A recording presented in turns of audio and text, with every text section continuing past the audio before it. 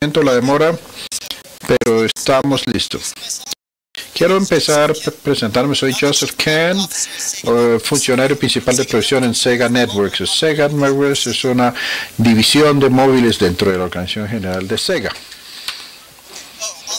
Bueno, el enfoque de esta charla es hablar sobre cómo ustedes hacen preproducción de una forma. Voy a recomendar una serie de mejores prácticas sobre cómo hacer preproducción, especialmente para juegos libres o en la plataforma móvil, que es prácticamente lo mismo. Quiero comenzar comentándoles un poquito sobre mi persona y también desde el lado de trabajo personal y de trabajo. A nivel personal, tengo un interés muy profundo en juegos, en el diseño, desarrollo de juegos, y para ese fin comencé una página web. Si ustedes están interesados en alguno de los tópicos que han oído hoy, recomiendo que visiten mi página. También a comienzos de este año comencé en Instagram. No tengo muchos amigos, entonces si me hacen el favor, por favor, síganme en Instagram. Pero antes de estar en Sega, fui parte de una compañía llamada FunPlus, y en esa compañía comencé el desarrollo del Rey de Avalon, King of Avalon, que nos fue muy bien, fue uno de los juegos que más recogió dinero. Y Sega hay 3 juegos con los que estoy trabajando. El primero es el WW Italminia, que fue lanzado hace un mes o 2, y estoy trabajando en un juego que está siendo lanzado en Filipinas, en Canadá, y uniendo fuerzas con Sony en Secrets Running Game, que es únicamente lanzado en Filipinas.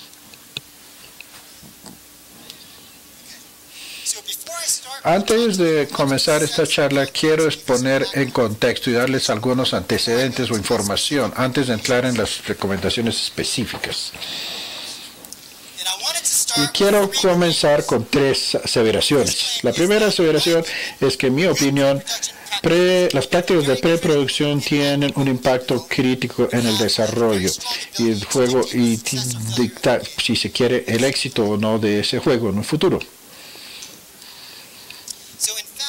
De hecho, creo que de todos los juegos móviles con los que he trabajado, con los que tengo experiencia directa y absorbiendo conocimiento de otros juegos, incluso sé que la preproducción en particular es con frecuencia disminuida y las personas no gastan suficiente tiempo a preproducción, a pesar de que tiene un gran impacto en el éxito de su producto. La segunda aseveración es que hay 2 tipos fundamentales de artistas: planeadores e iteradores. Dependiendo del tipo de artista o del tipo de arte, mejor, del tipo de aproximación que su equipo de trabajo tenga, eso va a dictar el tipo de preproducción y las prácticas de preproducción que usted debe adoptar. Y finalmente, mi tercera aseveración es que hay 3 tipos fundamentales de diseño de juego. Voy a ir a cada uno de ellos posteriormente, pero 2 de ellos es los que yo digo son de tipo libre, y mi aseveración aquí es que para esos tipos de juegos libres, modos, usted puede planear para ellos en lugar de tener que iterar y desarrollar más en producción. Entonces vayamos de la primera aseveración. No estoy seguro cómo es la experiencia de la audiencia en este momento, pero quiero darles una idea general del desarrollo de un proceso de desarrollo de un juego móvil, que es esencialmente la fase de planeación y luego algún tipo de fase de producción. Cada estudio, por supuesto, es diferente. Puede haber una organización diferente, alfa, beta, en fin, pero ahí es donde realmente estamos construyendo el software. Después de la producción viene un lanzamiento suave, soft, donde se lanza en países seleccionados, se prueba el juego, se optimiza el juego, se modifica el contenido, si es el caso, y cuando piense que usted está listo, hace el lanzamiento duro. Creo que vamos a hablar primero de esta, o la charla de tiene que ver con la parte de preproducción.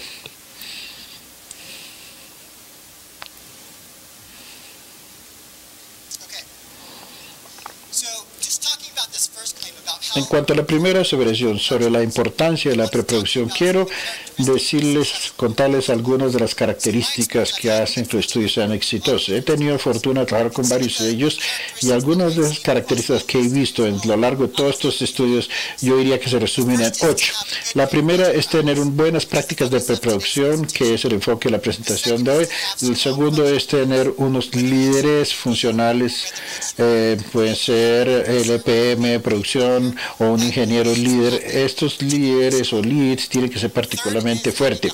Tercero es tener una ética de trabajo fuerte, estructurada. Cuarto, un sistema de áreas de responsabilidad definidas para decisiones críticas de decisión. Debe haber una sola persona que hace la decisión y debe ser muy claro quién es esa persona. Quinta, una cultura de debate y discusión abierta. La sexta es equipos compactos y multifuncionales. Y sexta, diseño orientado a soluciones y estudios con un enfoque en un solo proyecto. No es aconsejable 3 o 4 del enfoque y en las energías de un estudio está de casa a uno solo. El punto es que cuando yo observo estas características en los estudios que conozco y he trabajado, he encontrado que unas buenas prácticas de preproducción definitivamente tienen un impacto crítico.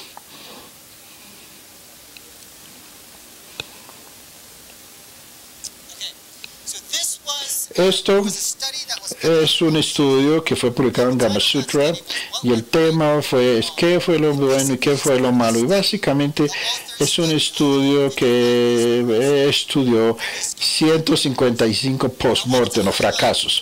Quiero resaltar 3 recomendaciones que el autor hace. La primera recomendación es una buena técnica de gestión de riesgo. La segunda es utilizar prototipos y la tercera no es ser súper ambicioso en el diseño del juego. Y la razón por la cual he resaltado estas 3 recomendaciones de ese estudio es que las 3 prácticas son prácticas que están en la preproducción, más exactamente en la planeación.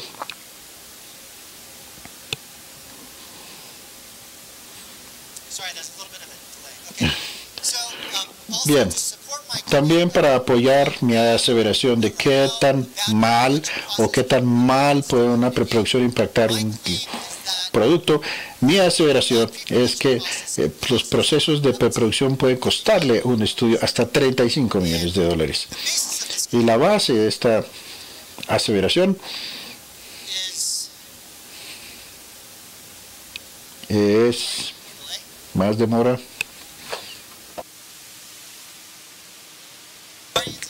Que había un juego que se llamaba Guardianes del Cielo, Guardians of Heaven, que tuvo un lanzamiento suave hace unos meses. Se puede ver en la pantalla que el juego era una construcción de ciudad con una clase royal y luego un FPS.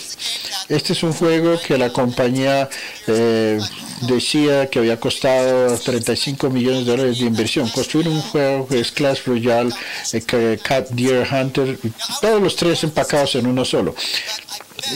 Apuesto que la falla fundamental sobre la falla de este proceso es no tener una clara idea de qué iban a hacer, que ha debido ser averiguada, por decir así, en preproducción.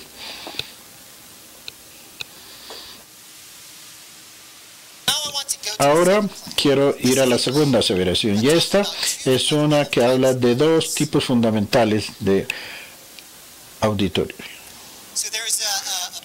Hay un libro que se llama Old Masters y este libro fue escrito por Jeff Gallenson y él básicamente dice que hay 2 tipos fundamentales de artistas. La primera se llaman innovadores experimentales, el segundo innovadores conceptuales. Y esto simplificado para ustedes, básicamente innovadores son artistas con metas y objetivos muy precisos. Sus procedimientos son incrementales y experimentales también y se repiten y gradualmente cambian. El otro tipo de artista que se llama innovador conceptual. Para simplificarlo, es esencialmente un planeador y ese planeador, lo que ellos son, es que son tan motivados por la comunicación de una noción específica o noción. Sus objetivos se especifican muy detalladamente con antelación y están involucrados en el trabajo preparatorio antes de ejecutar el arte. Ahora, como ejemplos en la vida real de artistas que representan estos dos tipos, David Ganson habla del tipo de planeador encapsulado en una especie de Pablo Picasso. Pablo Picasso, antes de hacer una de sus pinturas, tomaba muchas notas detalladas. Él tenía muchos dibujitos, hasta 300 para algunos de sus grandes cuadros, antes de comenzar a pintar realmente. Picasso representa el tipo de artista planeador. En contraste con Picasso está Paul Cézanne. Pues Cézanne es el tipo de ilustrador. La forma como él pintaba es que él dibujaba y él lo desechaba, digamos, y dibujaba alguien con un poquito de diferencia y así intentaba una y otra vez hasta que se enfocaba en lo que él realmente quería. Era básicamente ensayo y error. Y hay un ejemplo más que es Miguel Ángel. Ahí viene la lámina, un minutico, ahí está. Miguel Ángel es otro ejemplo de un innovador conceptual o de planeación. Miguel Ángel tenía una forma de trabajar. Yo vi el ángel en el mármol y lo esculpí hasta que lo hice libre. Este tipo de artistas comienzan con una visión interna, empiezan con algo que están tratando de materializar en forma y ya tiene ese concepto en su mente antes de empezar a esculpir en este caso. ¿Qué significa eso en preproducción?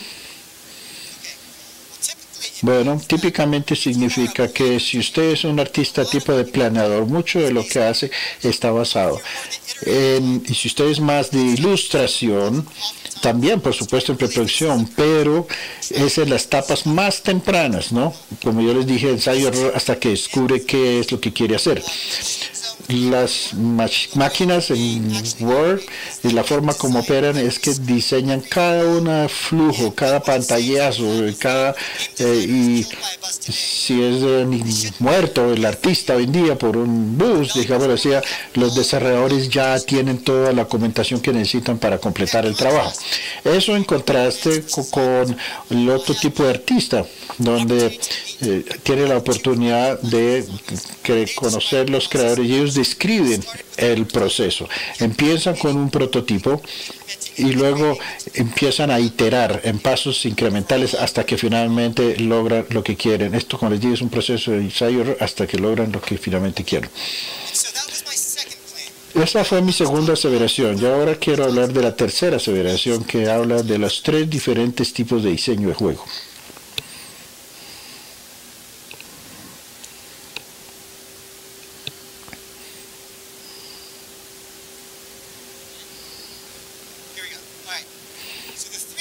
Los 3 tipos, el primero es gameplay. En gameplay es el tipo de diseño al que todos estamos acostumbrados y al que entendemos muy bien. Es lo que usted hace principalmente en el juego. En Angry Birds, por ejemplo, donde tumba los edificios, o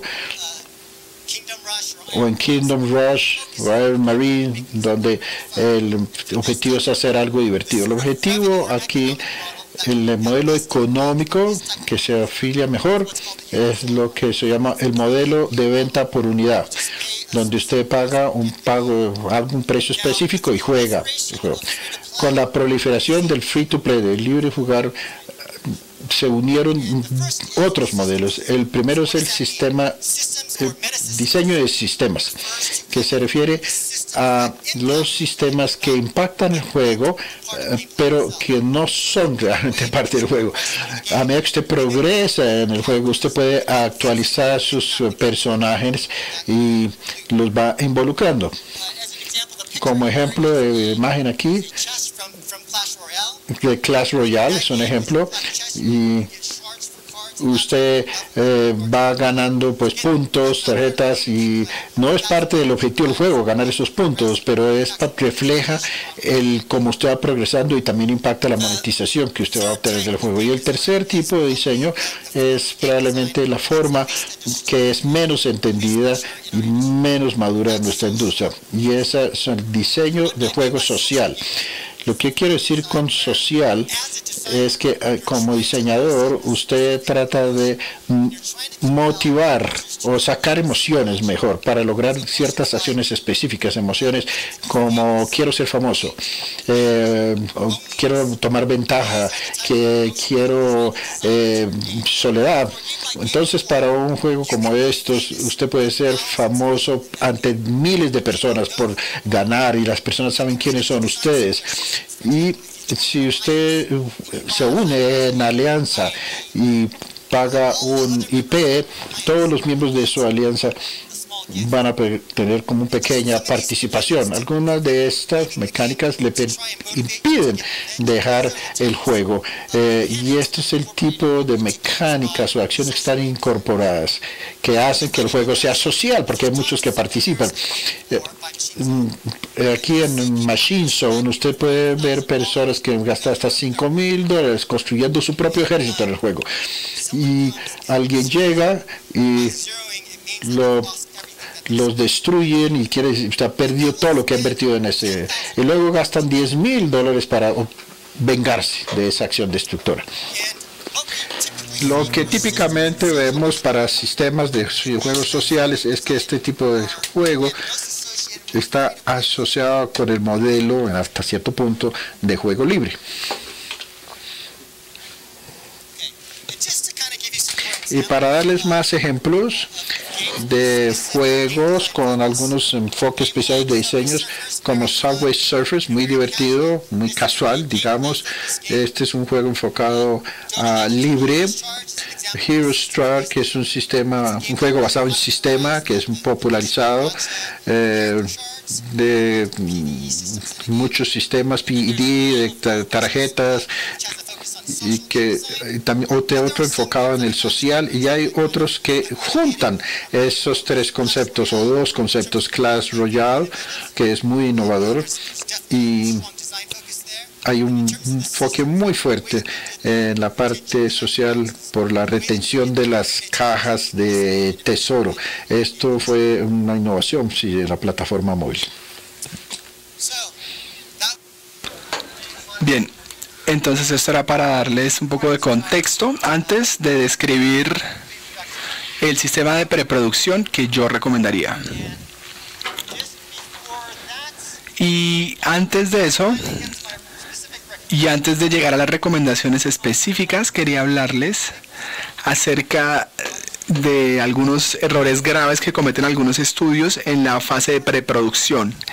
El primer problema es simplemente saltarse la preproducción, especialmente con las empresas más grandes que dicen tenemos un objetivo de ingresos y tenemos que alcanzar ese objetivo, no hay tiempo, entonces ellos dicen, bueno, hacemos la preproducción de 3 meses en 2 meses o en 1 mes. Entonces, al hacer un atajo con el proceso de preproducción, en todas las situaciones que yo he visto, esto siempre lleva malos resultados. El segundo error grave que veo es tener demasiado personal. Normalmente, en mi experiencia, solo se necesitan de 2 a 5 personas para la preproducción. Y es mejor no tener más, y la razón es que cuando hay demasiadas personas en la fase de preproducción, eso le pone presión al equipo. Hay presión para resolver las cosas rápidamente, pero se han hecho estudios psicológicos que han demostrado que somos humanos, y si uno le pone presión a la gente para que complete tareas rápidamente, si son tareas fáciles, entonces no se pueden completar más rápidamente, pero si son complejas, entre más presión le ponen a la gente, peor les va. Entonces, lo mejor es evitar esa presión. Es mejor ser eficiente en la asignación de recursos. Entonces, el segundo error más grande es no tengan demasiado personal en el equipo de preproducción. Y por último, el tercer error grave que veo es tener los objetivos equivocados. Esto lo veo más con los desarrolladores para consolas que están haciendo la transición a free to play, pero muchas veces lo que veo es, uno, no hay objetivos o entregables claros de preproducción. Es más como, bueno, saquemos toda la documentación, especialmente con los que trabajan en consolas, ven unos GDDs de 50 o 60 páginas, y para el free to play en dispositivos móviles eso no es apropiado.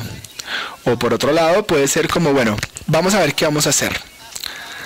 Vamos a hacer un juego tipo Clash Royale y ponerle una innovación. Y ahora vamos directo a la producción. De nuevo, tener los objetivos correctos y asegurarse de que las personas tengan una idea muy clara de lo que ustedes están haciendo en la preproducción es algo absolutamente fundamental. Entonces, he tomado un camino con muchas curvas, pero ahora voy a hablarles directamente de mis especificaciones para hacer la preproducción. Yo esto lo llamo una preproducción basada en riesgos clave, porque el primer objetivo que yo pongo es entender cuáles son los riesgos clave. Y creo que ese debería ser el principal objetivo de la preproducción. Entre los 5 riesgos que pueden evitar que su juego sea exitoso son estos. Hay que caracterizar los riesgos desde el principio y hay que trabajar primero en estos riesgos. Los riesgos más grandes es en donde tienen que concentrarse primero, porque si ustedes ven que este riesgo es demasiado grande, pueden parar y pueden ahorrarse recursos de la empresa. No tiene sentido hacer todo lo demás y después enfocarse en el riesgo más grande al final.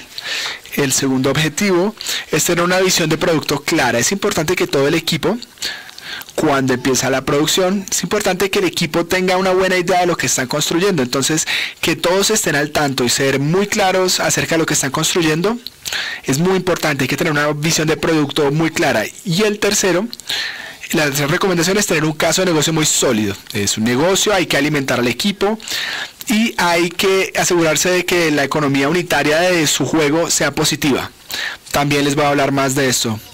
Entonces, para los entregables de cada uno de estos objetivos, permítanme describirlos rápidamente y después les voy a dar ejemplos más específicos de estos entregables más adelante. Entonces, en los riesgos clave, yo lo que quiero ver es una tabla de riesgos clave y prototipos para cada uno de los riesgos clave. En la visión de producto, me gusta ver algo que se llama pantallas clave y flujos de usuario, y para el caso de negocio, especialmente para los juegos free to play, me gusta desarrollar una tabla de monetización y un pronóstico de trabajo. Y entre más simple mejor en términos del P&L. Hablemos de los riesgos clave. Vamos a recordar unas cosas. Quiero que recuerden esta diapositiva acerca del estudio que se realizó en 155 postmortems y quiero recordarles las recomendaciones.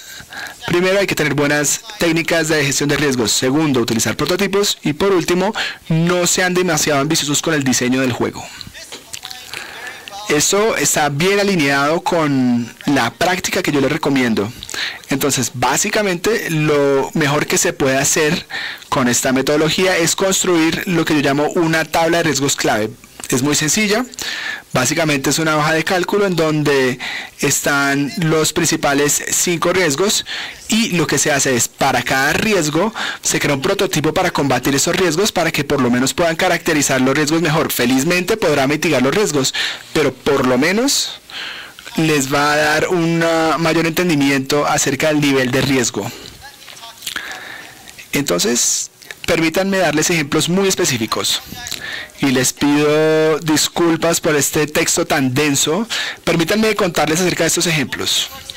Por ejemplo, en la parte de arriba, digamos que están trabajando en un juego de carreras para dispositivos móviles y creen que tienen un esquema de controles muy bueno. Entonces el riesgo clave puede ser: ¿podemos implementar el esquema de control de una manera que se sienta bien en dispositivos móviles? Entonces, en este caso, lo mejor es desarrollar un prototipo simple que nos muestre si funciona o no el esquema de control. El segundo ejemplo, tal vez están creando un juego con un estilo muy específico. Entonces la pregunta es, ¿este estilo corresponde a la audiencia? Entonces lo que se puede hacer aquí es tratar de hacerle marketing a este juego con distintos estilos de arte y ustedes pueden hacer pruebas para ver cuál es el mejor estilo. Entonces, cuando hablo de prototipos, no estoy hablando solamente de software, estoy hablando de cualquier cosa que les ayude a entender mejor el riesgo. Otro ejemplo, la mecánica de captura o gotcha based de los juegos casuales va a funcionar. En este juego lo que pueden hacer es el flujo UX y ustedes mismos tantearlo, o pueden tener un grupo de foco de usuarios y pedirles que les den retroalimentación. Ahora, lo importante aquí es que al crear estos prototipos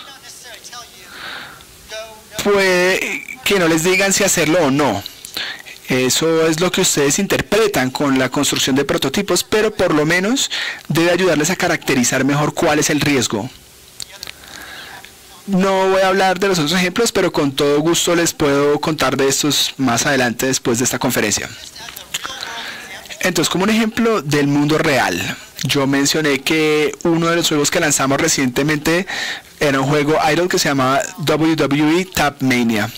Originalmente, cuando vi la marca del WWE de lucha libre, no quería hacer un juego idle. Yo quería hacer un juego de gestión, de management, en donde puedan reunir a varios luchadores y ponerlos a pelear. Quería hacer un juego en línea que se llamaba Kingsley Odyssey, pero no encontré un estudio que pudiera hacer ese juego bien. Entonces pensamos de crear otro tipo de juego. Potencialmente pensamos en idle, pero no sabíamos si hacerlo en idle o no. Entonces, ¿qué hicimos? Hicimos un estudio de encuesta de usuarios en donde probamos distintos tipos de juego. Entonces, estas son cosas muy rápidas.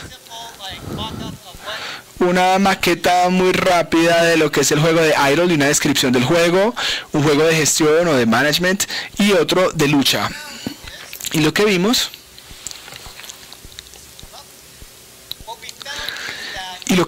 fue que mi hipótesis estaba más o menos correcta, en que el juego de management, de gestión, tuvo el mejor puntaje, pero lo que me sorprendió fue que básicamente para esta encuesta le pedimos a los usuarios que nos dijeran qué tan divertido pensaban que iba a ser el juego y si descargarían el juego o no. Y lo que vimos es que el juego de gestión, aunque tuvo los mayores puntajes, el concepto de idle tuvo los mismos resultados que un juego de pelea. Entonces, con base en esto, pensamos que este sería el mejor juego. Me estoy saliendo del tema un poquito. Como yo veo el desarrollo de juegos es en términos del macro y el micro. Cuando hablo del macro, quiero decir la oportunidad de alto nivel, la intensidad de competencia de un juego de tipo de mesa. Pero aunque el macro es muy importante, el micro también es muy importante, es la ejecución del juego. Tienen un equipo que realmente puede hacer un muy buen trabajo ejecutando el concepto de alto nivel. Entonces, como no pudimos encontrar un equipo que pudiera ejecutar el micro, decidimos tomar un nivel macro un poco más bajo y utilizar el juego de idle. Ahora quiero hablar acerca del segundo objetivo, que es tener una visión de producto clara. Y aquí me gusta ver dos cosas. Uno son las pantallas clave y lo segundo es lo que se llama los flujos de usuario. Y con las pantallas clave lo que quiero decir es, para su juego, ¿cuáles son las pantallas clave del juego? Entonces, es tener maquetas de todas estas pantallas. Y lo segundo es, en todas las características clave de su juego, ¿cuáles son los flujos de usuario? Para cualquier característica, para cualquier botón que uno oprima, ¿cuáles son los flujos? Y ¿cuáles son los casos más extremos? Entonces, permítanme darles ejemplos de la vida real de estos. Mencionaba que estamos trabajando en un juego PvP para las pantallas clave. A mí lo que me gusta es hacer una página, un simulacro de página.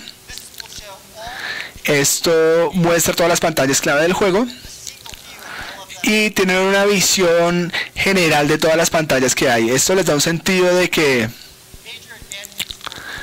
hay dos ventajas creando estos flujos y estas pantallas. El primero es que todos los del equipo tienen que estar en la misma página, todos tienen que saber de qué están hablando, y segundo, les da una idea del alcance del juego, qué tan grande es cuando se desarrollan estas pantallas clave, y para cada característica,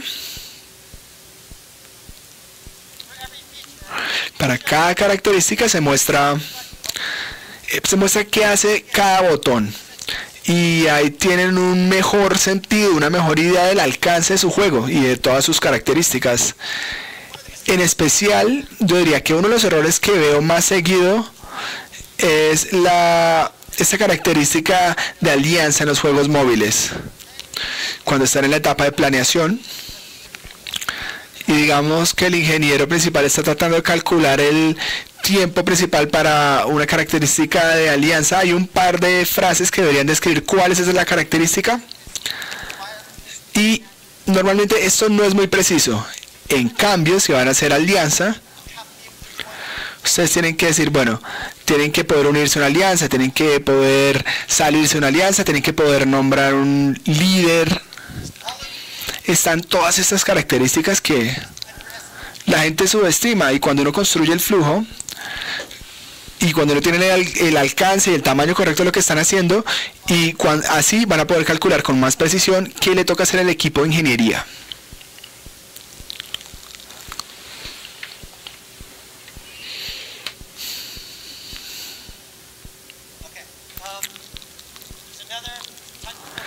Hay otro tipo de formato. El formato exacto no importa. Ya esos los llamo archivos gigantes, pero la forma de hacerlo no es importante. Lo que sí importa es que todo el equipo esté en la misma página para que puedan entender cuál es el alcance del juego.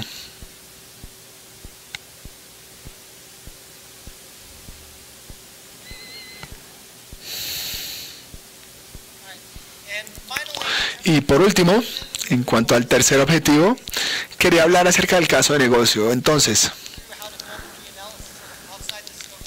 hablar acerca de cómo hacer el P&L, eso está por fuera del alcance de esta charla, pero sí quiero darles unas herramientas para que ustedes entiendan cuál es la economía del juego. Entonces, lo que recomiendo para los desarrolladores móviles de free to play, lo que yo sugiero es una tabla de monetización o de contribución. Esto lo que quiere decir es que en cada una de las fuentes de monetización de su juego las pueden caracterizar y cómo creen que va a contribuir a la monetización general del juego.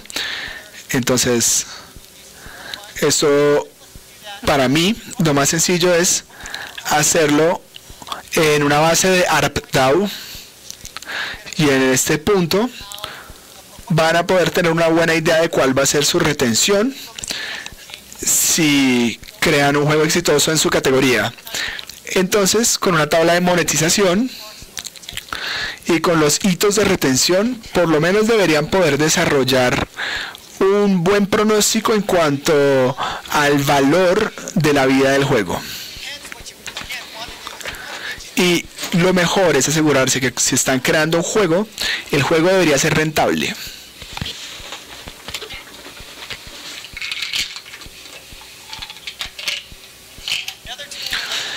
Otra herramienta que me gusta, si están utilizando propiedad intelectual, IP, es Google Trends. Hace poquito lanzamos nuestro juego de lucha libre, y cómo se dio esto fue, estaba cenando, hablé acerca de la liga de lucha libre como marca, WWE, fui a la casa, fui a Google Trends y comparé la liga WWE con otras marcas que yo consideraba muy fuertes, como Guerra de las Galaxias y Marvel, y me impresionó lo fuerte que es la marca del WWE. Entonces, para los que estén interesados en distintas IP o marcas, yo les sugiero que utilicen Google Trends para que puedan verificar la popularidad del IP al que le están apuntando. La otra herramienta, aunque este es un servicio pago, son servicios como Sensor Tower y App Annie. Con estos servicios lo que se puede hacer es ver las compensaciones. Entonces, íbamos a crear un juego de WWE y queríamos saber cuántas descargas posibles puede haber, cuáles podrían ser los ingresos posibles, cuáles serían los ingresos por descarga que podríamos generar. Entonces, cuando uno se suscribir a un servicio como App Annie o Sensor Tower, uno tiene una muy buena idea de los costos de la industria. No tiene que ser una marca. Si están lanzando un juego en una categoría comprobada, pueden ver los otros juegos de la categoría para ver cómo les está yendo. Cuando ya tienen una idea, lo que hay que hacer es crear un análisis de escenario. A mí me gusta mantener las cosas simples. Entonces, con base en varios pronósticos de la vida del juego y varios escenarios de descarga, es tratar de establecer cuánto pueden ganar en base de ingresos netos y en qué punto se alcanza el punto de balance. Entonces son herramientas muy sencillas que se pueden desarrollar rápidamente solamente para darles una idea de cómo le puede ir el juego desde un punto de vista de negocio. Y en resumen,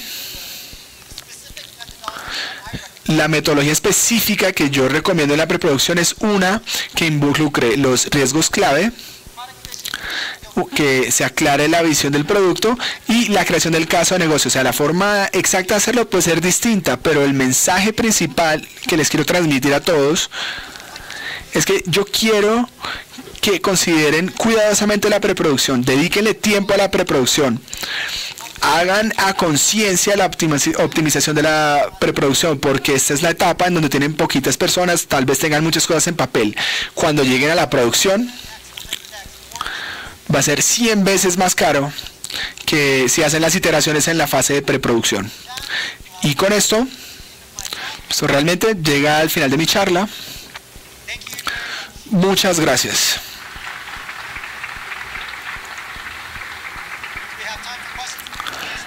Tenemos tiempo para preguntas.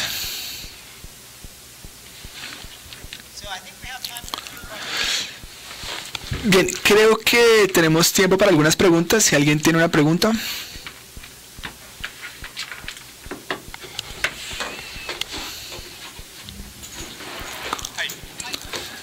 Hola. Yo quería preguntar acerca de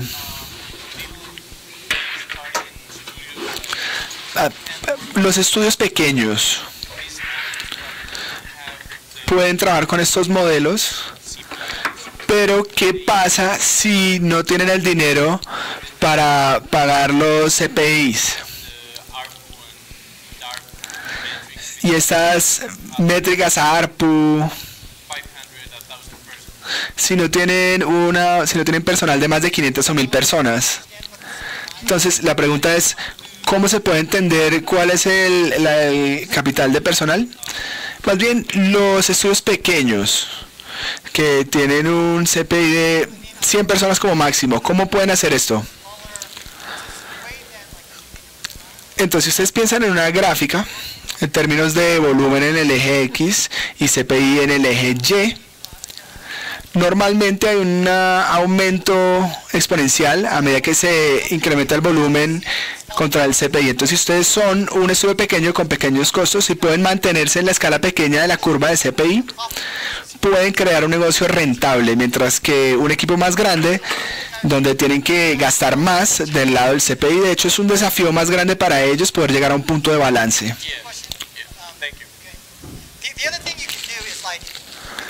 Lo otro que se puede hacer es, si ustedes tienen un juego, pueden hacer una prueba de CPI antes de empezar la producción. Entonces, digamos que quieren hacer un RPG del tipo rompecabezas. Entonces pueden crear un App Store falso. Pueden ver por volumen cuánto les va a costar al usuario. Y de nuevo, esto es antes de que empiece la producción.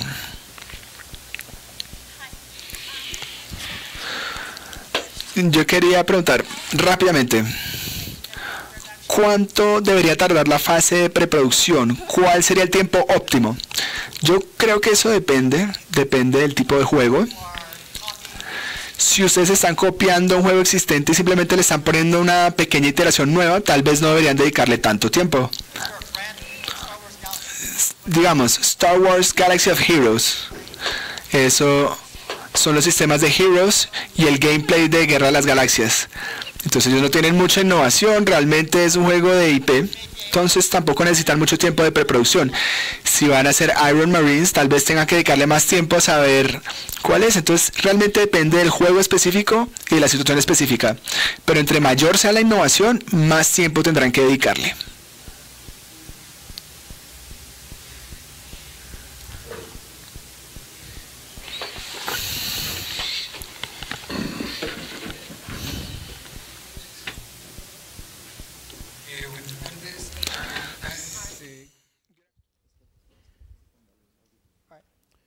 Buenas tardes.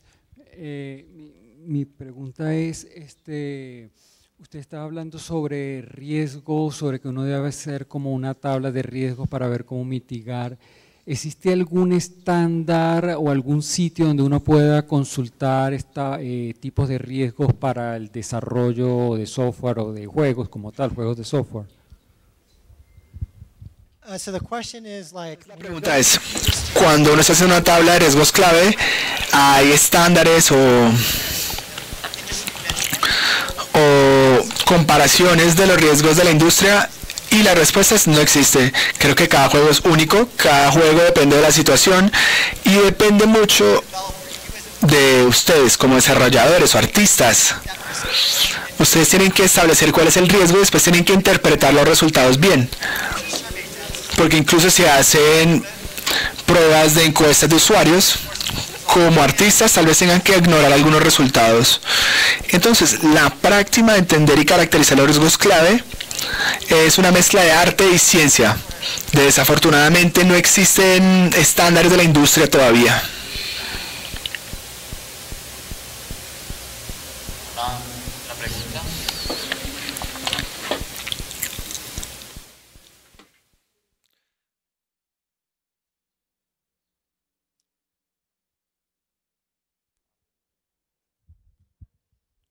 Hello. Hola. Para tener información real para el TV, el RPO,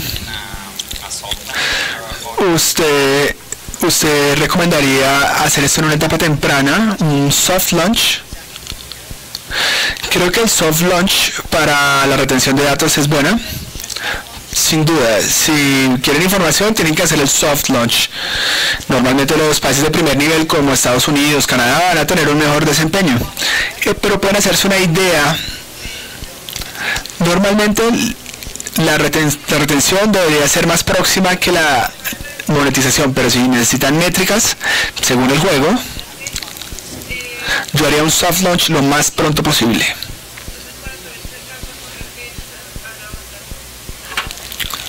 Eso es todo. ¿Hay más preguntas?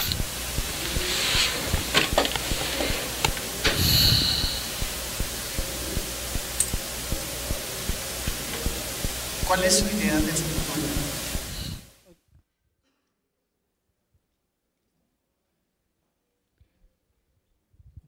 ¿Cuál es su idea de futuro en la transformación del juego y cuando venga la integración con sectores como inteligencia artificial y con blockchain, por ejemplo?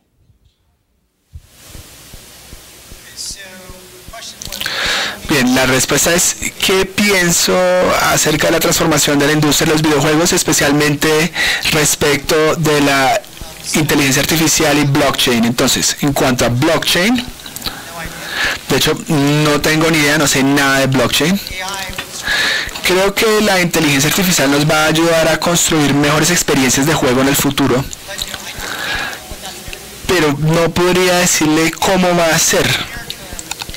Yo creo que tengo un punto de vista en un corto plazo, le podría hablar de eso, pero del lado de dispositivos móviles, creo que la industria de juegos, bueno, primero que todo, creo que todavía hay mucho espacio para crecer. He visto ejemplos recientes de gameplay distinto como Pokémon Go. Creo que este tipo de cosas van a seguir pasando. Y también creo que hay una oportunidad específica en juegos cooperativos, porque todos tienen un teléfono y cuando están con sus amigos o están en una fiesta, tener experiencias que les permitan jugar con las personas que están cerca de ustedes, esto va a crecer. Y por el lado de PC y consola, yo creo que va a haber nuevos métodos de gameplay como multijugador asimétrico. Y creo que una de las cosas que va a empezar a pasar por el lado de PC y consolas, desde la perspectiva de negocios, vamos a ver más free to play en consolas. Y lo que ha hecho la parte móvil, ha hecho muy bien, es crear alianzas. Y el tipo de juego que ven en Game of War, por ejemplo, no ha llegado al espacio de consolas y PC todavía, pero creo que eso se va a dar. Creo que esto es más en el corto plazo. Espero que en cierta medida esto haya respondido a su pregunta.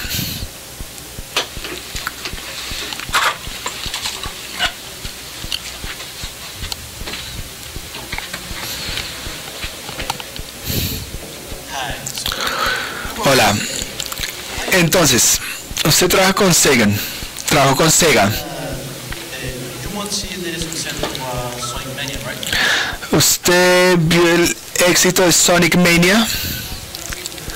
Sí, Sonic Mania lanzó Sega of America. ¿Y cree que estos juegos de nostalgia y retro van a ser el paso que Sega debería tomar?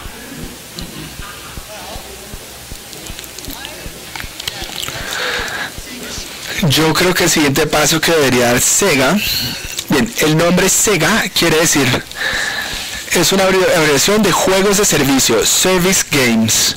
Pero si miramos cómo está Sega hoy, creo que hay una falta del componente de servicios, que es crear juegos que puedan durar muchos años. Y para mí, eso es el futuro. Aquí se debería posicionar Sega. Deberían estar enfocados en juegos de servicio y también enfocados en IPs muy sólidas. Y deberían enfocarse en juegos que tienen historias muy sólidas con las cuales se puedan conectar los jugadores.